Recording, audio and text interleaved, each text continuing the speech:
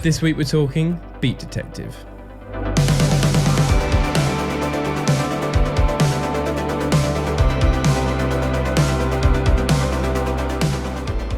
Welcome back to the Drum Sample Shop YouTube channel, everyone. My name is Jake, if you didn't know, and today is the first video of a two-part series on Beat Detective.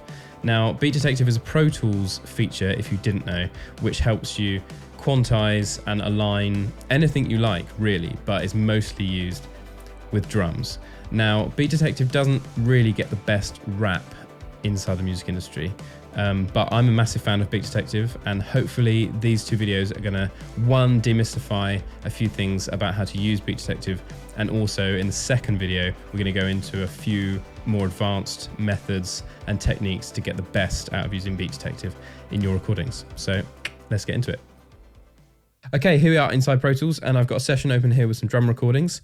It's my mate Nathan on drums, as always.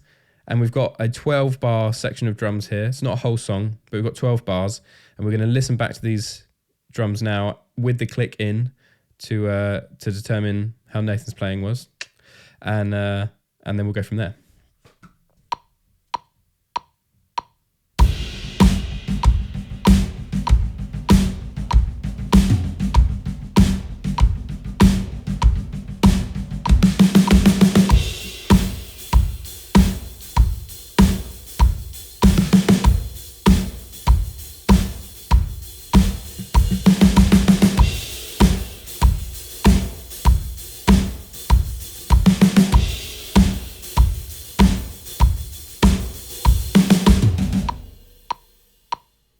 Nice.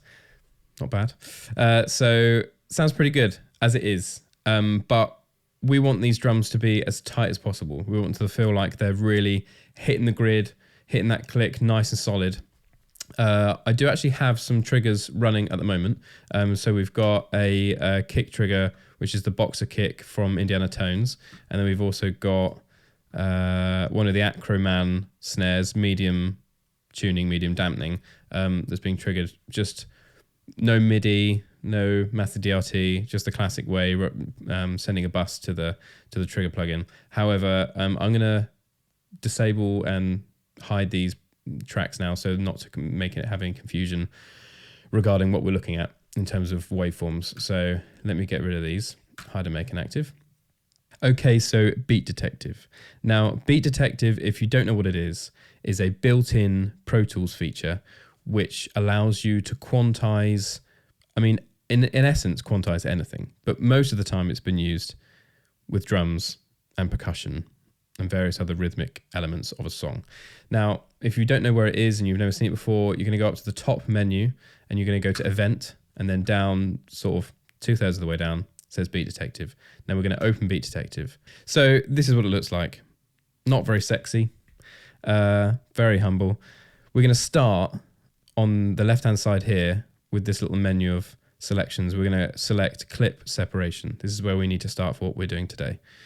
Now, clip separation is going to, first of all, capture any audio that we throw at it, and then analyze it and decide where the transients are, with our help, but we decide where the transients are, and then it's going to basically put all of those transients right on the grid where it thinks we want them. It might not do that perfectly, but we'll get into that later. Okay, so this first method of using Beat Detective for live drums, as we will today, is what I like to call the all buttons in method, which is no messing about. We just throw all the audio at it and we see what it spits out. So the first thing we're going to do is we're going to go down to the bottom left, and I've created a group called kit, which is the entire drum kit, all of these channels here.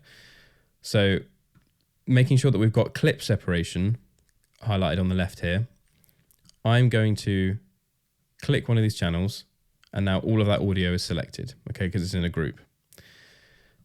Now I'm going to click capture selection, and then I want to make sure I'm on 16th notes, because in this recording that's the smallest note value, it's the quickest beat.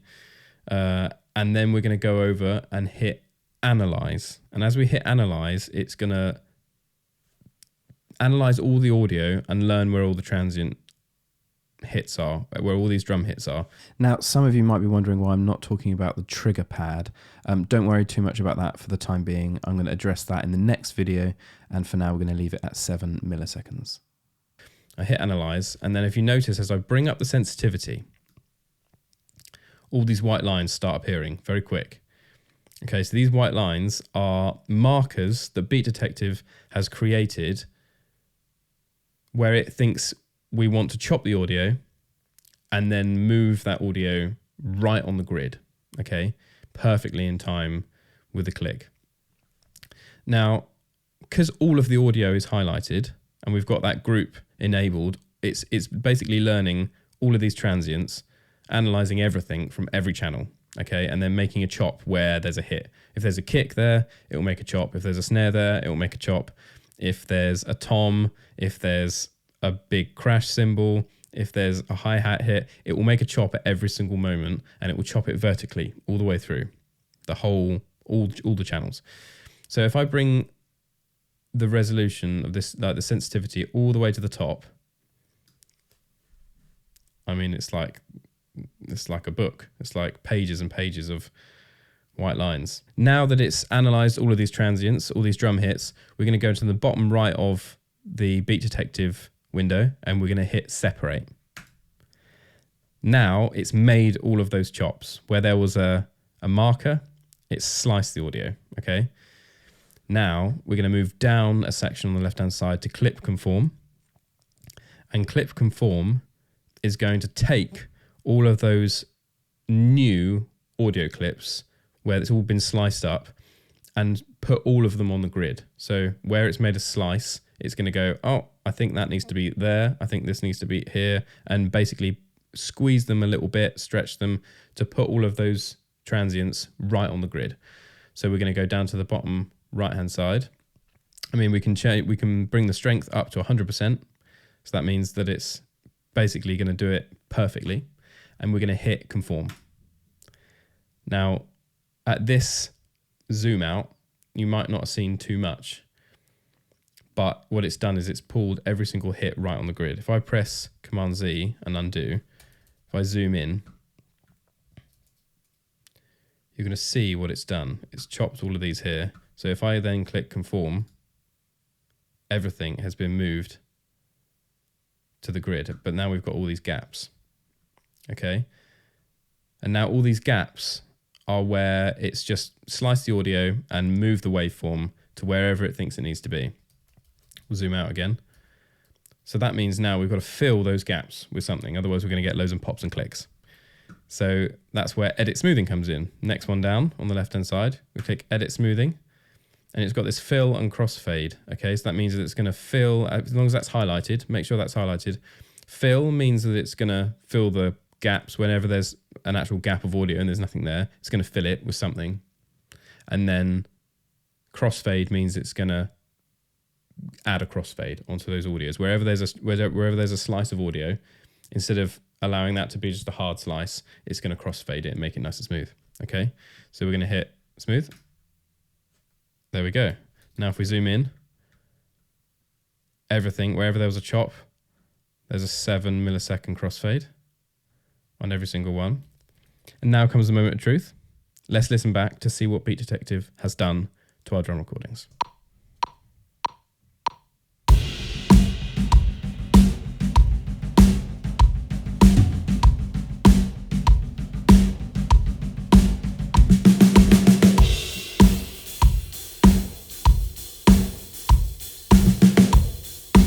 Everything's on the grid. Everything's there. Everything's perfectly in time with the click. There's nothing out of place. But what that has done is actually remove any element of human feel, any element of natural drumming, natural rhythm. All of that's gone. We've basically made Nathan into a robot. So Nathan's now become a drumming robot. He's become a drum machine because everything is perfectly in time. Now, we all know this is a big topic amongst producers, songwriters, drummers. No one wants to be made into a robot. Everyone wants their recordings and their records to sound amazing. But part of what makes music brilliant in many people's eyes is that human element, is the human feel, is the fact that it's coming from a person and not from a computer. Okay, so on that topic, that moves us on to the second method we're going to talk about of how to use Beat Detective for live drums. And that's Jake's method. That's my method. That's how I use it. Now, this is definitely a less invasive method of slicing the audio and quantizing the drums. And it involves a few things. So we're going to start again. We're going to open Beat Detective. Boom. And we're going to start on the bottom left in a group. Now, I've created a group here that's called K&S, and that stands for kick and snare. So all of the markers that Beat Detective is going to create for us are only going to be taken from the kick and snare, okay? To make sure that basically the kick and snare are going to be perfectly on the grid, but everything else about the kit is going to feel natural. Any ghost notes, any toms, any crash cymbals, all of that is going to feel as it did as Nathan played it, with that little bit human element in there. Okay, so we're starting at clip separation again on the left-hand side. And because I've got my kick and snare group enabled, I'm going to click one of the, either the kick in or the snare top. They're the two channels that are in this group. Then they're going to highlight, and they're the only things highlighted. Now I'm going to bring my sensitivity all the way down, so all those white lines go. And then I'm going to have 16th notes enabled again. I'm going to hit capture selection, and I'm going to hit analyze as we did before. Now I'm going to zoom in slightly, and I'm going to bring that sensitivity up slowly.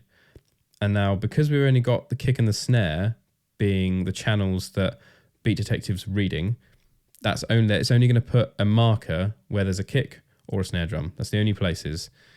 So as I bring it up, you can see, I mean, there's some snare fill stuff here. And what I want is I want to bring the sensitivity up so it just captures just about all of those there. So that's all of those snare hits. So if you notice now, our sensitivity is nowhere near 100%. We're at 29%. So about 30% sensitivity. And that's now captured everything we needed to regarding the kick and the snare. Okay, now the Beat Detective has imported its markers. We're now going to actually use our other group, our full drum kit group. Okay, so if I enable that group on the left-hand side, what I'm going to do is I'm going to hit Shift on the keyboard, and then I'm going to click any of the other channels that aren't highlighted currently. So now the whole drum kit is being sliced up. The markers are going across the whole kit, all the channels. However, the markers are still only anchored on the kick and the snare. Even though all of the audio will be sliced up, those markers are only happening where there's a kick or where there's a snare. So what happens is that all of the audio still stays in time with each other, all of the microphones still stay in phase, all of that still is intact. However, we're now having a performance where the kick and the snare are right on the grid.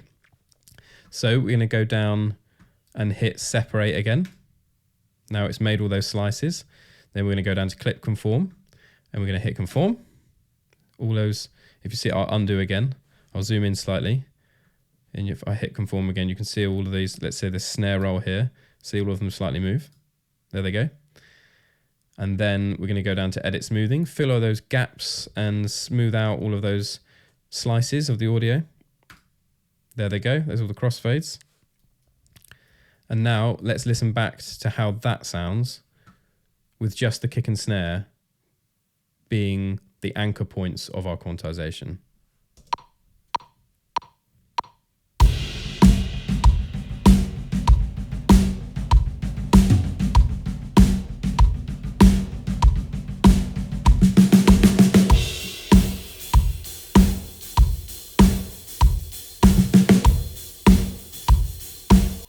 Brilliant. Now, I wonder if you could hear that in that version of using Beat Detective, as opposed to the first one, all of the floor tom hits that Nathan was playing, they're quite fast, but they still had that human feel.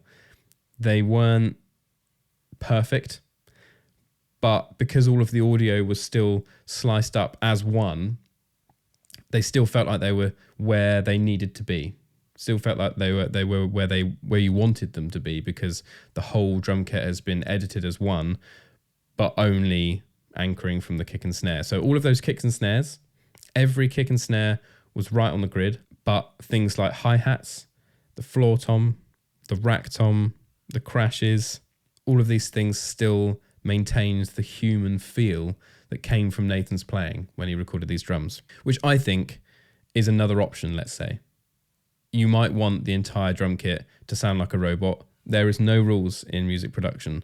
If you like the sound of it, if someone else likes the sound of it, if someone buys it, then there's no rules. You can produce music however you want. But these are options. So we've got the all buttons in method, which will allow you to quantize every element of your drum kit, make it basically perfect to, a small fault.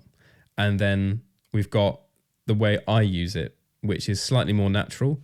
If you would prefer that, sometimes you might not want that. But the more natural method, where you use a group with the kick and the snare, and then you make your markers in Beat Detective anchored from those two channels. And then before you separate, you highlight the entire drum kit, and then you make your chops and all of your quantization, the clip conforming and the smoothing after that throughout all of the channels. Phasing stays the same throughout the microphones, but we've got a really, really tight kick and snare. And now what I'm going to do is I'm going to bring back in those samples. And now what we've got is we've got a drum kit that has a human feel, the kick and the snare are right on the grid, and then we can still enhance this drum sound with those samples and it sound even more polished, even better.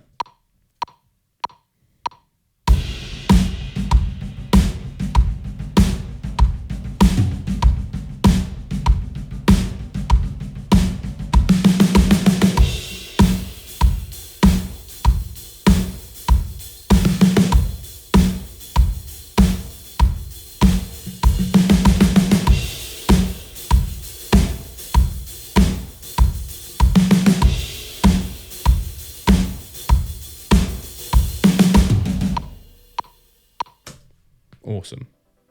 Okay, there you have it. I hope that really helps explain the basics and the fundamentals of Beat Detective and the mechanics of how to use it. Now, next video, we're going to dive a little deeper into some advanced techniques and secrets as to how to get the best out of Beat Detective and how to make sure that you're using it to your best advantage in a professional environment to get the absolute maximum out of your drum recordings. Now, as always, if you're new here, or even if you're not new here, then we'd love it if you could like this video and also subscribe to this channel. You can also hit the bell icon to get notifications every time we put out a new video. It really helps with all the crazy algorithms and stuff that happens across the internet these days. So why don't you like the video, subscribe to the channel, and we will see you back here for the next one.